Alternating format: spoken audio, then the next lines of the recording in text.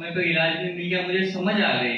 लेकिन नशा जो है शरीर को तो कमजोर करता है, दिमाग को भी कमजोर करता है।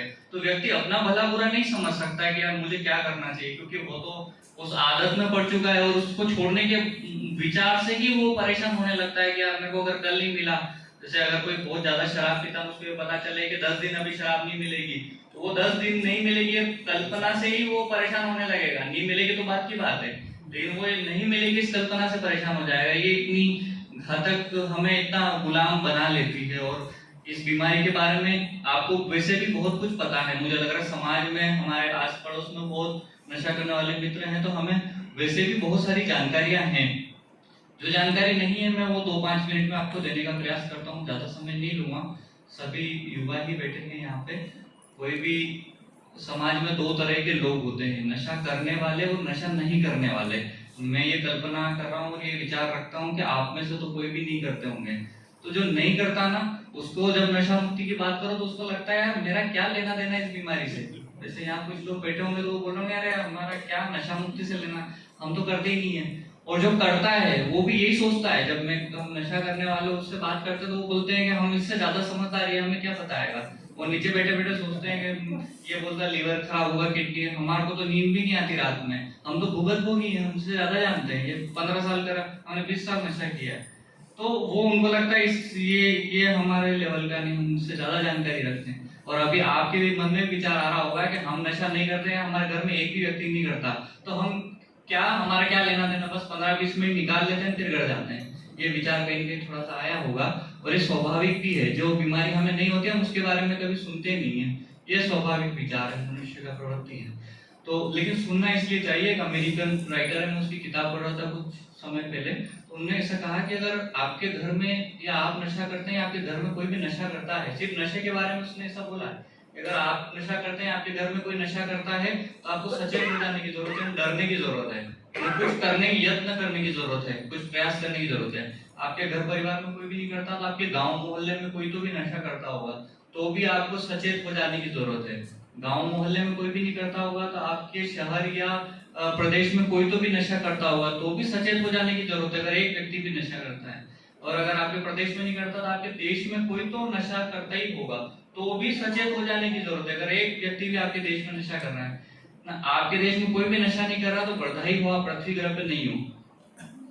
उसका ये कहने का मतलब था कि आप इसी पृथ्वी पे हो, इसी भारत में हो, इसी मध्य प्रदेश में हो, इसी इंदौर में हो, और इस इंदौर में आपके गांव मोहल्ले में कोई तो भी नशा करता होगा, और उसके कारण आप आज नहीं तो कल प्रभावित हुए होंगे। 3 दिन पहले मैं गाड़ी चला के आ रहा था, तो मैं तो अपनी लाइन लेंथ में सही चल रहा था, लेकिन एक नशा करने वाला में तो, जैसे अभी हमें कालानी नगर का पता चला कि एक ट्रक ड्राइवर ने नशा करके कर दिया। अब चलने वालों की तो कोई गलती नहीं थी, तो हो सकता है अपनी सही लाइन पे चल रहे हो, लेकिन एक नशा करने वाले ने 3 से 4 लोगों को जो है स्वर्गवासी बना दिया। तो एक नशा करने वाले समाज के एक बड़ा वर्ग को प्रभावित कर सकता है। तो सरकार को ये बात बहुत बाद में पता चली, तो कोर्ट के आदेश पर सरकार ने, मैं सरकार का प्रतिनिधि भी हूँ यहाँ पे, तो सरकार ने इस बीमारी को गंभीरता से लेते हुए, सरकार यानी सामाजिक न्याय विभाग, जिसके साथ अभी एमओयू की चर्चा हुई, तो सामाजिक न्याय विभाग ने 2017 में नशा मुक्ति सर्वे किया। नशा करने वालों को गिनना बहुत मुश्किल बात है, पहले तो बोलेगा ही नहीं कि मैं करता हूँ, अगर आप पूछो जनगणना ही करो तो लोग अपने घर की संख्या नहीं बताएंगे, तो नशा करने वाला कैसे स्वीकार कर ले कि वो करता है।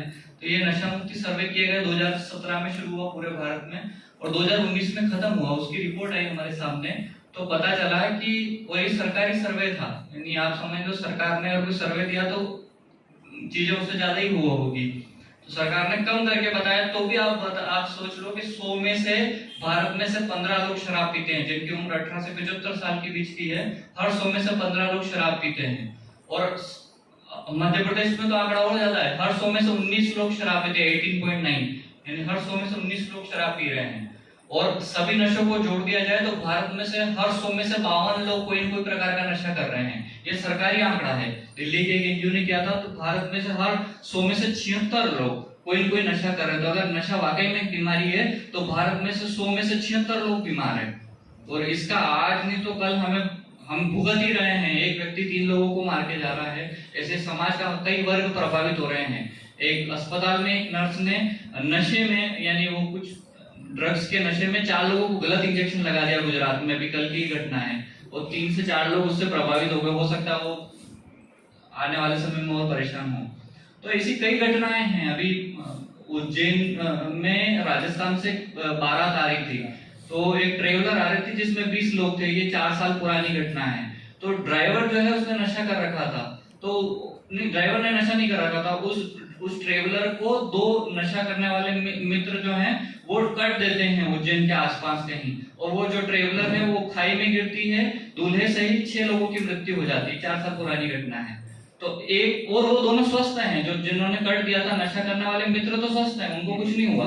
लेकिन उन्होंने जिस ट्रेवलर को कट दिया वो ट्रेवलर खाई में गिर गई, और उस खाई में गिरने से 6 लोगों की मृत्यु हुई। बात में खाली इतनी बताना चाह रहा हूँ कि अगर समाज में एक नशा करता है तो हमें प्रभावित कर सकता है। इसलिए हम नशा भले ना करें, पर हमें सुनने की जरूरत है, और हमें उसको नशा मुक्त कराने का प्रयासरत आज से हो जाना चाहिए। अब कम समय है, तो ये बीमारी और इसके प्रकार में वो कैसा होता है, काला पीला सफेद कैसा दिखता है, उसको लेते कैसे, इस पर चर्चा फिलहाल करने की जरूरत नहीं है।